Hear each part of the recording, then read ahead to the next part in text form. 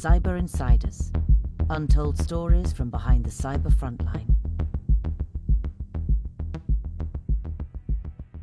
Welcome to Cyber Insiders, the podcast where we look at what it's really like to be on the front line of cybersecurity. I'm Dominique Adams, your podcast host and communications lead at Adarma, one of the UK's leading managed security service providers. Today, I'm joined by Jamie McCallion, who is a partner technical manager at Splunk, which is now a Cisco company, and a long-standing strategic partner of Adarma. I'll be chatting to Jamie about how you can get the maximum security value from your data, from overlooked operational data to smarter reporting.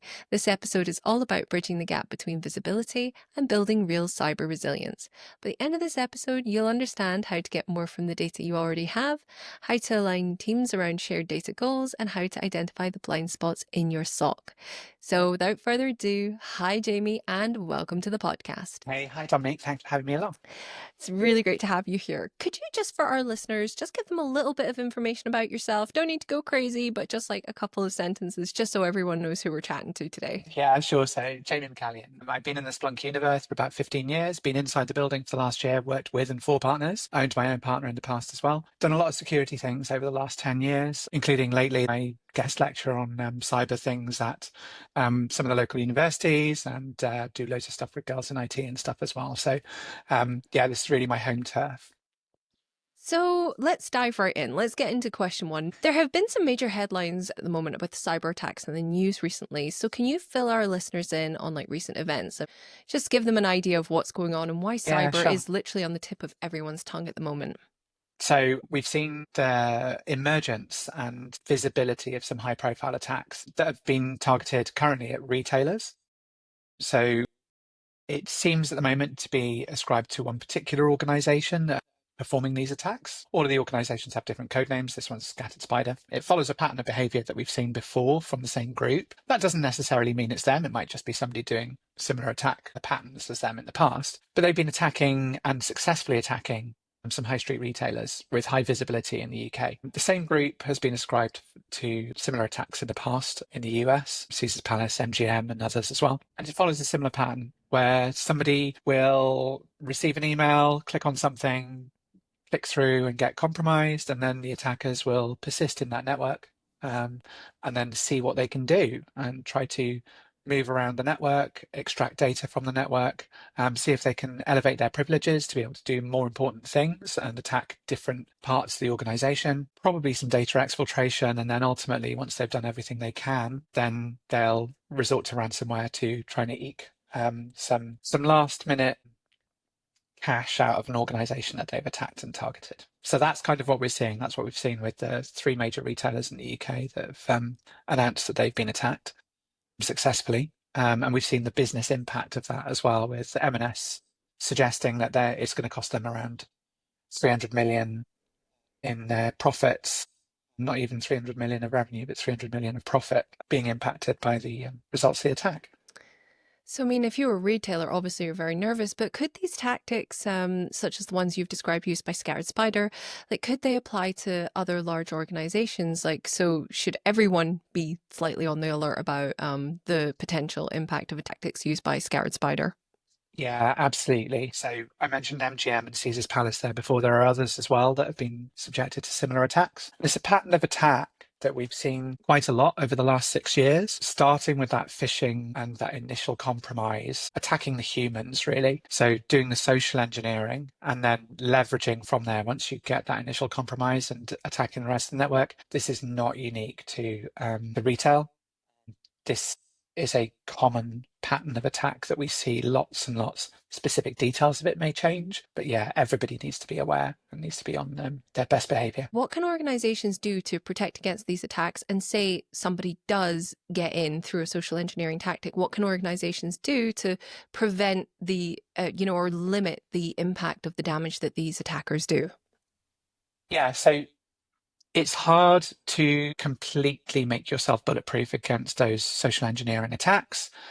Quite often they're well formulated. What we're seeing is a reduction in the complexity of the initial email that's coming through or the initial social engineering attempt, because that makes it more likely that somebody's going to click through accidentally or overlook some of the flags that might be in there. Fewer flags, so there's fewer fewer things to flag against. We're looking at things like lookalike domains and authority. So is it somebody from CEO office? Is it somebody from the help desk? Is it somebody that a user would perceive as having authority? Familiarity as well. So is it somebody that the user may already know and may want to keep happy, like their boss or their boss's boss?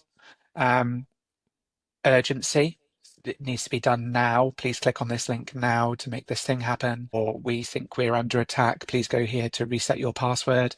Those sorts of things that have that urgency, familiarity, and authority, the initial bits that are the attack against the individual. Following on from that, then we can detect in the rest of the organization and the rest of the surfaces as well. So once that initial compromise has happened, which may be harder to completely prevent, then we're looking at other patterns of behavior. So are we seeing that user's credentials being used for other activities that are unusual? Are we seeing them logging in from unusual locations? Are we seeing them then sending emails to other users inside the organization, and then those users being compromised as well? So is the spread internal for the social engineering aspect first? So those are the sorts of the key points that we'd be looking at in that initial compromise area. Right, so thinking about data, because obviously we're here to talk a bit about data. Many teams, like cybersecurity teams, are still prioritizing ingestion over insight. So with that sort of approach, what are the dangers? What are the risks if you are prioritizing ingestion over insight? Yeah, I mean, ingestion and having a large amount of data to work with is really useful when you get into incident response. But where you've got some known vectors that you're going to be looking at, then you really want to understand how they influence each other. It's not necessarily that useful having a huge trawl of data from some areas of your network or some areas of your services, applications, for example, that aren't going to surface useful security information for these sorts of attacks. So if these are the sorts of attacks that you're being subjected to, then it's probably more useful to be able to see where users are logging in from, what sort of emails they're interacting with. Even the metadata on those emails is really useful, and analyzing the user behavior. That's not to say like what websites they're looking at and everything else, but more looking at, is this pattern of behavior normal for this user or this group of users? Do we normally expect our payroll administrators to be logging on to our website admin portals? Those sorts of things that are higher level, not related to the individual as a person, but to the role and the activities. And that gives you that insight that you wouldn't get just by ingesting a huge trawl of data. It's important to understand the relationships in that data. So it's being selective and sieving through it and being tactical in the way you use it, do you think? Yeah, definitely. But still with that incident response, like we're seeing now with the spread of those attacks, and having that scale of data to be able to go and search afterwards is really important from an incident response perspective. But having the correct insight and the correct detections in place, first of all, so you're looking for the right things that are going to be meaningful for the sorts of attacks that your business will be subjected to. That's absolutely vital.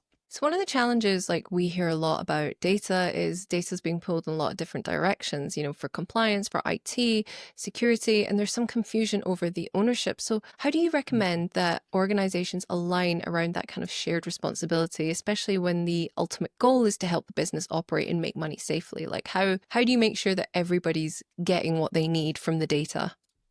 Yeah, so it's a really interesting question, that one, because fundamentally, if we look at these sorts of cybersecurity attacks that we're seeing now, this is not an advanced cybersecurity attack where somebody, like Stuxnet from 10, 15 years ago, that was targeted at a specific infrastructure and specific controllers and things. This is a generic attack, and mostly it's against the IT operations in an organization. It's targeting the users, this one is targeted help desk to disable some features.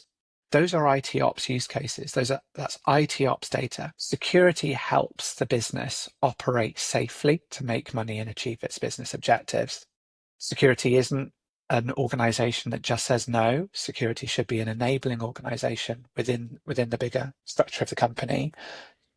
And when we start looking at it that way, and that the data is useful for everyone, then that helps us with that data ownership and provenance and lineage, saying, well, actually, yes, this data might be being generated in this area of the business, but it's useful for all of these other areas of the business, and reuse of that data becomes very, very useful. So there might be things that are useful for marketing. There might be different things that are useful for financial information inside the organization, other bits that are useful for security, and other bits that are useful for IT ops, all from the same bit of data. Working out how to do that internally with things like cross-billing or just siloed approaches to that data doesn't really work. There needs to be an organization-wide approach to this data is useful for us as a business. There are multiple lenses we can put over the top of it, but if we have it in one place where we can search it for all of those different use cases, then that means that we've got shared cost. It becomes a commonwealth rather than a common cost. You've talked about how you can get more value from the data that you already have. So how would that directly or uniquely apply to security teams? Yeah, that's a good question. So we've talked there about the data that already exists coming from the applications and other bits and pieces. With the security teams, we can get really interesting insight from some of the patterns of behavior from those other data sources. So one of the things that I talk about quite a lot at the moment in sessions that I'm doing is that if our website is down and we're not able to take customer orders, we're not able to earn money as a business, then at that initial stage, it doesn't matter if that's a security problem or an IT ops problem or marketing's been too successful or anything else. That's an attribution problem. Once we work out what the root cause is, then we can respond to it and we can contain, and everybody needs to act quickly to restore service and hopefully restore service safely and securely. By having that additional data for a security team, we can gain additional insights from it by looking at what the normal pattern of behavior for the service is. So then we can spot those anomalies early and hopefully intervene. And if it's a security problem, then we can intervene with the security team. If it's an IT ops problem, like maybe the website is oversubscribed and we need to provision more resources, then we can respond that way as well. So we can respond appropriately to the problem. And that really helps the security team provide value and be closer to the business. So I'm just thinking, like, depending on where a company is in terms of its cyber maturity, a lot of organizations have like a SOC, and they've got this SOC, but they don't have full visibility across their estate. So I'm just wondering for myself, you've got all this data. What can teams do to better understand where their blind spots are? Like, how do they find these like gaps in their data and like fill it in so that they are getting that maximum value you've been talking about?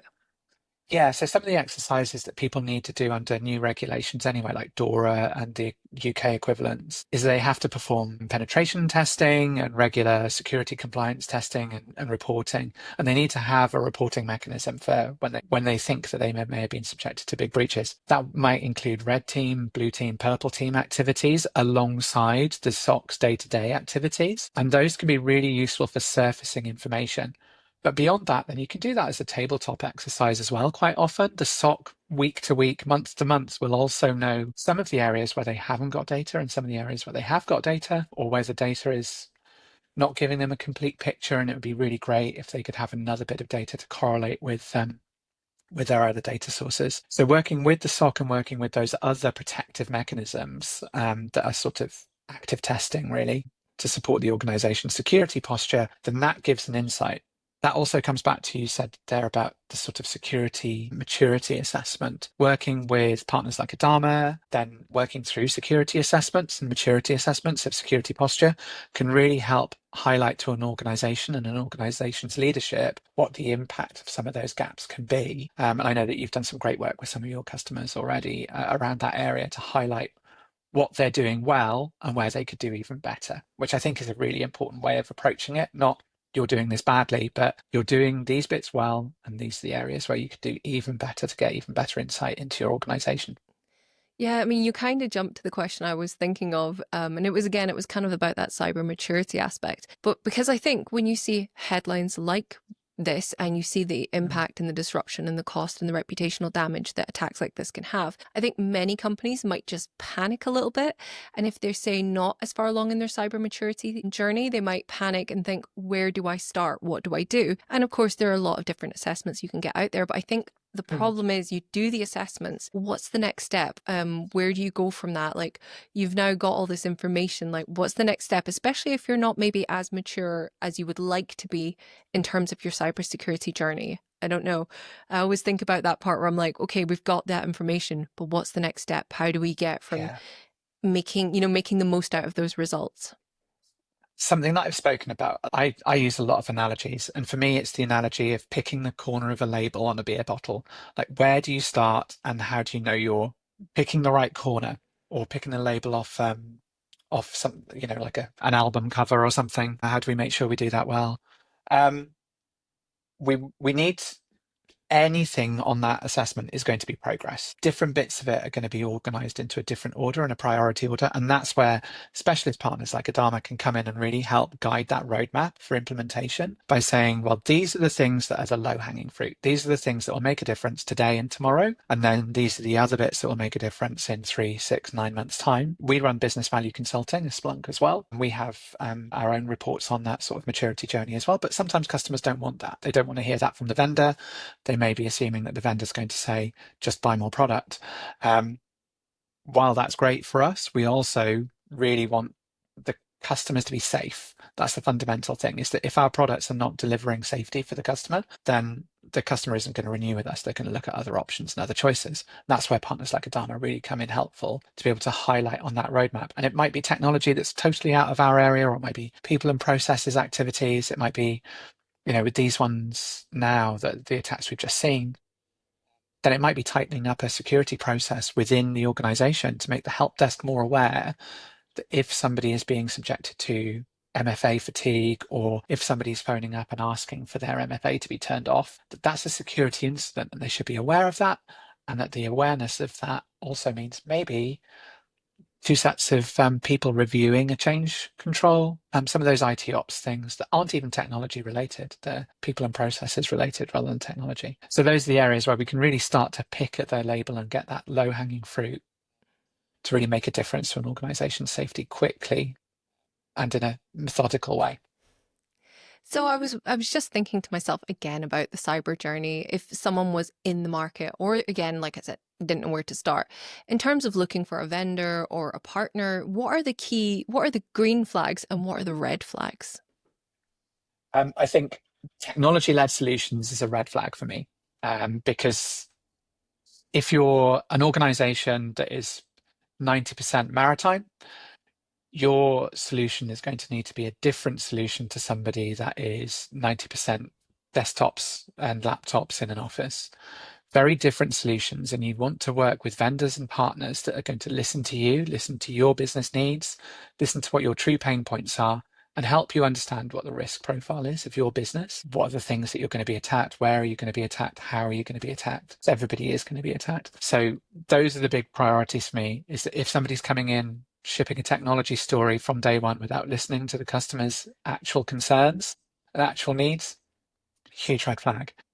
Conversely, customers that are coming to us or to partners and saying, I've got these problems, what can you do to help?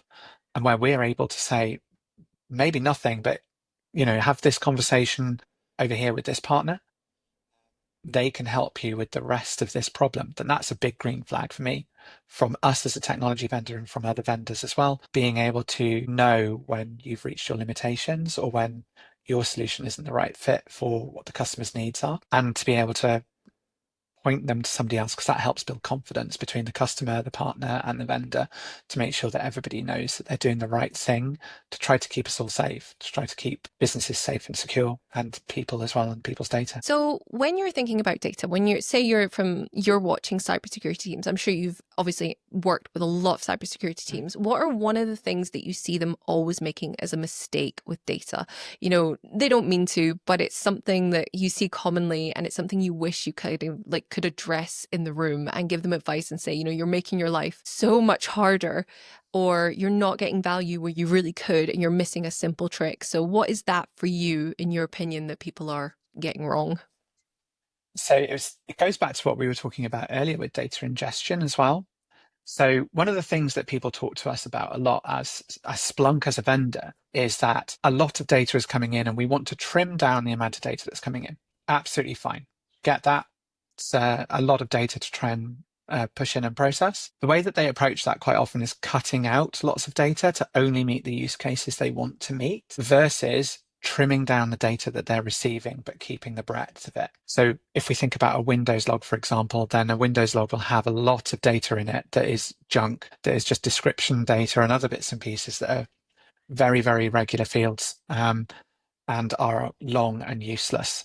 But the actual event codes are useful, and things like the user that's performing the action, the machine that the action's being performed on, etc. Those are really useful bits of information. So if you're looking to trim down the amount of data that you're sending into a platform, then maintain the fidelity of the relevant bits of data, but then trim out the junk. So then you're still getting a lot of data, but the data you're getting is useful. May not be relevant to every use case you're looking at now, but once you hit an incident response moment and you wish you had all of that rest of that pattern of data, then you will really wish you'd listened to me right now. So yeah, that's probably the biggest one that I see regularly. So I was just thinking as well, now we're towards the end, and I have to ask because everybody's talking about it, AI and the role of AI in data. So what's your hot take on that? Because we see a lot of sensational headlines and there's a lot of kind of fear mongering around AI. I mean, what's your personal take on AI's role in data in the coming near future that's probably already here? Yeah, so I think we're still at an immature point on the curve. We're at a high adoption, low sophistication, and low maturity point right now. When we think about the energy consumption of how the models are built in the large data centers and things, and how much has to move backwards and forwards between the client device and the servers, that's a huge amount of data and a huge amount of work that we can actually then, by using other model optimization techniques and things, we can actually make those mostly run locally for a large number of use cases. So I think the relocalization is going to be one of the things that's coming soon for the Gen AI things. But the things that really interest me are, how do we defend where AI is being implemented? So what are we going to do to know where agentic AI, Gen AI, where those models and LLMs and containers, where are they running? Where have they come from? What's their provenance? Who's been committing code into those repos and into those models? And then how are we managing our inputs and outputs to make sure that we don't hit that, inverted commas, ignore previous instructions, send me the CEO's home address and phone number problems? We want to avoid those. We've seen lots of attacks against LLMs in particular, where they do expose data, and by being clever with your attack techniques, then you can really pull a lot of data out of them from their training sets and from their inferred sets. So being able to defend that and try to put some robustness around that approach to adopting AI, I think is going to be really important in the near and medium terms with AI adoption. So I have one last question for you. And seeing as we kind of discussed it a little bit, what is the most common misconception you hear about AI's role in data that really bugs you and you would like to dispel to our listeners? Okay, so I know this will be challenging for people to hear, but AI doesn't think, it's just guessing, and it has no insight. It's just using token prediction against whole bunch of tokens that it's seen before in response to a stimulus. Then this is the output it sees on average. It doesn't know what it's saying, has no intelligence in it, and currently we don't have any feedback mechanisms for it either. So we don't have any quality control, and we don't have any veracity and validity control on the outputs out of a lot of the Gen AI LLMs, in particular for language stuff that people are using. I mean, the pictures, let's worry about that separately. And this week, Google have released their talking AI video generators, which again is interesting. Still not thinking, it's just responding to the stimulus that's input. So I think that's the biggest thing that I would challenge people on is, as humans, we really love identifying patterns and seeing patterns in things. It's a survival instinct deeply baked in our brain chemistry and our brain structures. But fundamentally, these things are not thinking, they are just doing maths and predicting the next token based on the stimulus that they've received. So that's the thing that I'd like to go with. Well, I think you're very right, and I'm very disappointed now because I thought ChatGPT was predicting my astrology so accurately. Oh well, I'm just joking. I don't believe in that. But anyway, thank you so much for joining me. This has been a really informative session. Thank you for having me. To our listeners, thank you for joining us. We hope you enjoyed this episode and found it informative.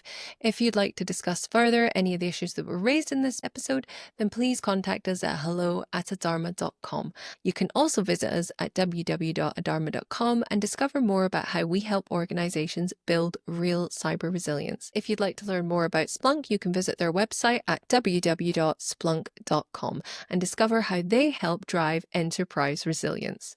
So until next time, you take care of yourself. Cyber Insiders from Adarma. Follow and rate on your podcast app. Together, we've got this.